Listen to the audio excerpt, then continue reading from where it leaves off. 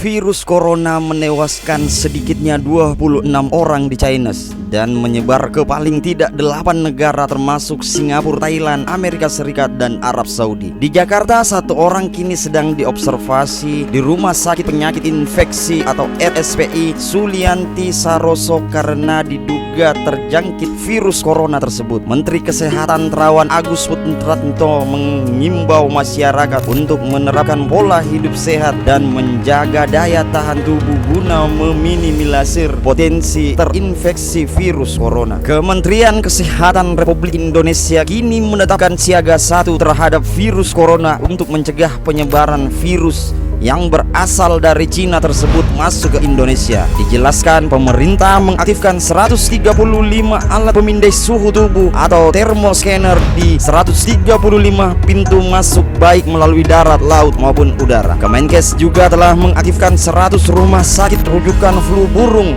bagi masyarakat yang terduga atau terinfeksi virus corona jenis baru yang juga dikenal dengan nama 2009 nCoV bisa menular dari manusia ke manusia. Apakah virus corona dan bagaimana penyebarannya? Virus corona adalah virus yang menyerang sistem pernafasan manusia. Bedanya dengan virus lain, virus corona ini memiliki virulensi atau kemampuan yang tinggi untuk menyebabkan penyakit yang fatal. Virus ini berbahaya jika telah masuk dan merusak fungsi paru-paru atau dikenal dengan sebutan pneumonia, yaitu infeksi atau peradangan akut di jaringan paru yang disebabkan oleh virus dan berbagai mikroorganisme lainnya seperti bakteri, parasit, jamur, dan lainnya. Pertukaran oksigen tidak bisa terjadi sehingga orang mengalami kegagalan pernafasan. Itulah penyebab mengapa virus ini berat, karena bukan lagi hanya menyebabkan flu atau influenza biasa, tapi dia menyebabkan pneumonia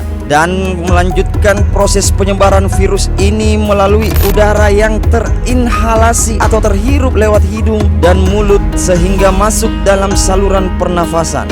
Virus ini masuk melalui saluran nafas atau lalu ke tenggorokan hingga ke paru-paru. Sebenarnya belum 100%, tapi dilihat dari sekian ratus kasus yang dipelajari dari sifat dasar virus, maka inkubasi virus ini 2-14 hari. Itu mengapa kita harus mewaspadai periode 2 minggu tersebut. Gejala virus corona yaitu batuk, flu, demam, hingga sesak nafas. Dokter yang tergabung dalam Perhimpunan Dokter Paru Indonesia menjelaskan virus corona memiliki gejala yang sama dengan infeksi virus pernafasan lainnya, yaitu flu disertai batuk, kemudian jika memberat akan menyebabkan demam dan infeksi radang tenggorokan. Jika masuk ke dalam saluran nafas akan menyebabkan bronkitis. Yang berat ketika semakin jauh infeksi ke saluran nafas bawah, itu pneumonia lengkap.